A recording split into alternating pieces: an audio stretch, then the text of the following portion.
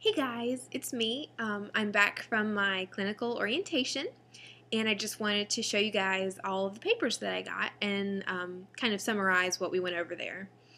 The first thing I was able to get was my clinical rotation schedule, and I'm down here in the third one. Because we only have one day now for clinical orientation, we're actually going to take a clinical day and make that a clinical orientation, and I suppose we're going to make up that clinical day at some other point in time. But they definitely want to get all that information to us before we're actually at the hospital. So I have, as of right now, 2 days on oncology, or not 2 days, actually 4 days, 2 weeks on oncology, 3 weeks on post-surge 1, and 3 weeks on post-surge 2. And I don't know what the makeup day is going to be like or anything like that. We were also given a checklist of the things that we would be responsible for during clinicals, which is really nice. So basically that's all the things we were responsible for last semester, like the Braden scale, fall risk assessment, vitals, pain, physical assessment, which we're actually going to be documenting for the first time this semester. We learned how to do it last semester, but we'll actually be documenting it for the hospital this semester. Also, just INOs, let's see what else. Oh, and every 2 hours we're going to be doing a visual check of IV sites to make sure they're not swollen or giving the patient any, pain or burning or anything like that. And also we'll be documenting things about the PCA pump. So, like complete, partial, and denied, that kind of stuff. Like the, I can't remember what it is. We learned about it today, but the, I guess, stuff used versus the demand for it. So if the patient pushes it like 30 times in 5 minutes, it'll say how much was actually given, and then it'll say how many times the patient pressed it and were denied because they were locked out. They had used it too many times for that time period. So that's pretty cool. We learned how to do that today. We had stations set up, and basically we just took our clinical groups to each station, and one station would have like the PCA pump, and they taught us how to use that. And then another would have an IV pump, and then another had IV tubing, and sort of telling us how we would change out the tubing and when we would need to change it out. And basically like the sort of stuff we would get, and like how to, squeeze the little drip chamber to get the stuff going, and then turning over the cartridge, the little cassette thing. Anyway, we learned all about that and sort of the step-by-step process, and we're going to be, I'm sure, tested on that at some point. But that was exciting. And then also we learned about NG tubes, not necessarily putting them in, although we will learn that. But today we'd mostly just learned about like why someone would have one in, what we would do if they had one in, like if they needed to go somewhere, how would we unhook it, what would we do with it once it was unhooked, that kind of thing. And so anyway, back to the paperwork.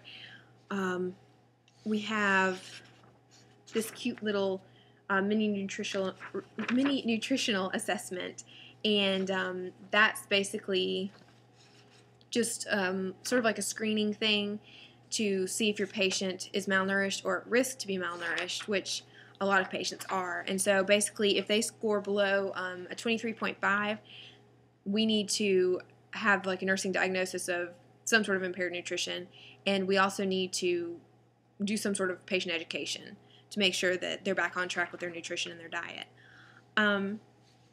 Also, we have a new care plan sheet, which looks like this, a lot different than last semester.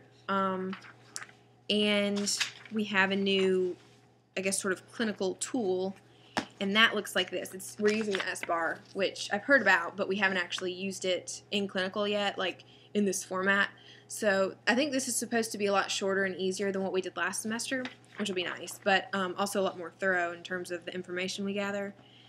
And then we have the place where it's our textbook picture, and that's basically the information about their diagnosis that we get out of the textbook. And this semester is also more about pathophysiology with that diagnosis than just, these people are more likely to get it. I mean, we have risk factors too, so we do actually have that still.